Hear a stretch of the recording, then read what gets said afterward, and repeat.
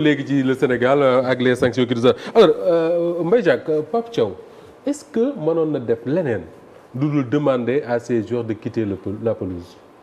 non parce que il était à bout de nerfs. oui parce que soo xoolee mënatul woon parce que soo xoolee y a des faits de jeu yoo xam ni xam nga sànq gars yi ñu ngi lay wax ne am na ay faits de jeu yoo xam ne Sénégal da doon am sax ñu concéder faute sur un joueur sénégalais ñu am au moins avantage ñu war ko jouer arbitre bi casser rythme bi yooyu c'est des faits de jeu.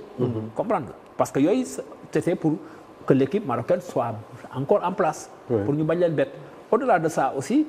li indi lii yëpp li gën a énervé Pape Thiaw mooy le but qu'on a refusé au Sénégalais. c'est ça qui a énervé surtout Pape Thiaw. et le penalty boo xam ne parce que gis nga am na arbitre foo xam ne tu dois pouvoir jouer sur la psychologie des joueurs. c'est pas un arbitre doit pas siffler n'importe quoi et puis li Ablaye wax ceke bi benn yoon la ko ceke. parce que ceke da ngay. dafa taxaw rek wàññeeku da ngay xool les angles nga xool grand angle beeg xool angle gauche angle droite ak yooyu yëpp mais benn yoon la ceke rek ñëw c'est comme si moom comprendre nga. déjà moom comprendre waaw il voulait en s'en sortir. et au-delà de ça moi je pense que Pape Thiaw c'est une réaction tout à fait normale ku fa nekkoon ci place am aussi. semblable Pape Thiaw ngay doon parce que lii réaction yoo xam ne la c'est de Pape Thiaw c'est-à-dire en quelque sorte. Pape Thiaw c'est pratiquement le symbole de la dignité sénégalaise. foofu Sénégal dafa wone vraiment que am na loo xam ne dañ koy bañ dootul am pas Matar Sànq il le disait que yow nga gagné sa nga organiser sa coupe ne da nga koy jël ñun combien de fois on a organisé des championnats d'Afrique de basket. de football de handball des tournois Tekeo. mais dañuy perdre mais dans la dignité. mais su fekkee ni par exemple yow da lay wóor ni cette équipe sénégalaise là soo xoolee sur l'enjeu du match sur au moins aussi la durée du match en aucun moment. Maroc xoolal mënoo woon xalaat ni man vraiment.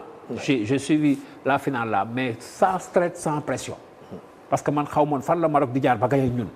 boo xoolee les statistiques des Sénégalais Sénégal soo ko dugalee mu jëli la su la mënee doo ko jëli. durant toute la coupe donc moi je pense que cette réaction de Pape Thiaw là. c'est une réaction tout à fait normale et je pense que il faudrait que ñu soutenir ko quelles que soient les circonstances.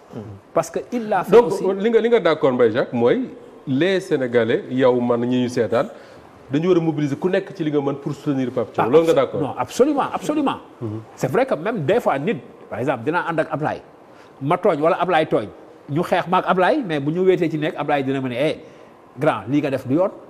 waaw nga xam donc moi je pense que ñun ñii ñëpp tey dañu war a ànd ak Pape Thiaw la preuve tey anamu fàtte nañu loolu yëpp la xam nga ñu ngi savourer suñu victoire. te xëy na bu defuloon li mu def du ñu am victoire. non bu defuloon lii kon ce sera pire peut-être yàlla rek a xam.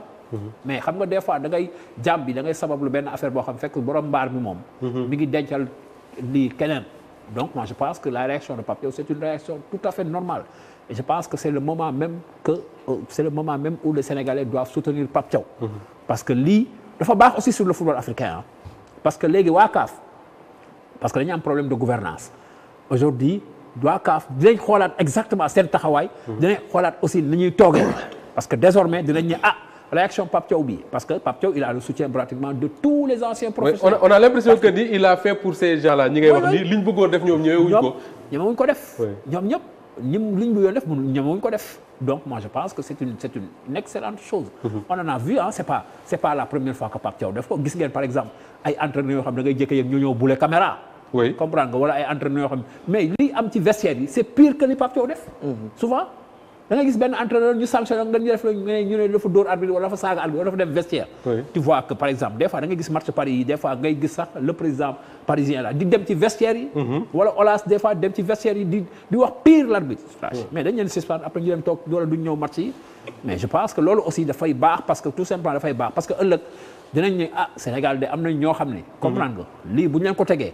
je pense que balaa ñu ca génn nañu wax lu coow quelles que soient nag les circonstances. quelles que soient les kii après nag. bon nit ñi toog waxtaan ak moom. alors nooy analyser Elie Charles attitude du Pape Thiaw acte bi mu posé parce que là j'ai l'impression que autour de cette table là on est tous d'accord que ni ku fa nekkoon ci ñun it la même chose ngay def. acte bi Pape Thiaw posé daf ma delloo à des années en arrière. oui maa da nga ko mës a def. bañ daan football di teg ay potu meew. waaw. daawoon na am.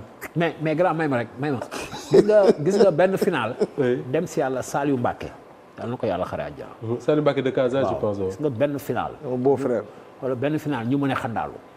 Assane Diouf loolu yàgg na ñun ay xale lañu boobu xale yu ndaw. match bi war a jeex. wala coupe bi la jël tëb mur bi daw match bi tas.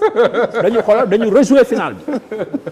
donc xam nga am na yoo xam ne am na ça ñoo m'a xam ne amené à ces histoires là gis naa ku fëkk coupe bi oui mais gis naa ku fëkk poteau bi daw oui pour dire simplement que yooyu la ma indil parce que arbitre bi dafa saboté waaw c'est-à-dire que il m'a amené réellement à ces histoires là mais ce que je retiens moo di fi mu ne quelque part Pape Thiaw dafa illustrer benn titre benn livre bu André Glucksmann bindoon benn philosophe français le nouveau philosophe livre mi ngi tuddoon Descartes c'est la France. Descartes c'est la France. C'est la France. Pape Thiaw l'autre jour effectivement a joué cette partition Pape Thiaw c'est le Sénégal moo indi effectivement pour conforter li ngay wax nii oui. c'est tout le Sénégal même ñi nga xam ni ils le tolèrent pas en photo qui doivent le soutenir pour que non seulement déjà sa crédibilité reste mais que le Sénégal soit encore dans toutes les sphères yi nga xam ni war dafa taxaw il n'est pas question qu'on flanche parce que jusqu'à preuve du contraire c'est la dignité et l'image du Sénégal qui sont en jeu. Inchallah.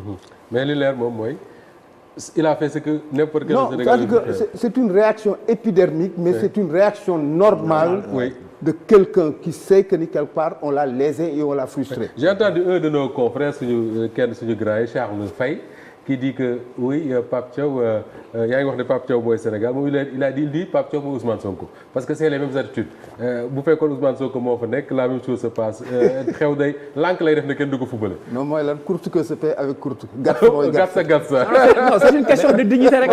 mais am na yoo xam ne bu ñu la ko tegee. il faut d'accord alors dinañ ñëw léegi sur les conséquences Abdoulaye parce que y a quelqu'un qui dit que Sénégal génération gàtt sa moo fi nekk quoi alors Pape Thiaw.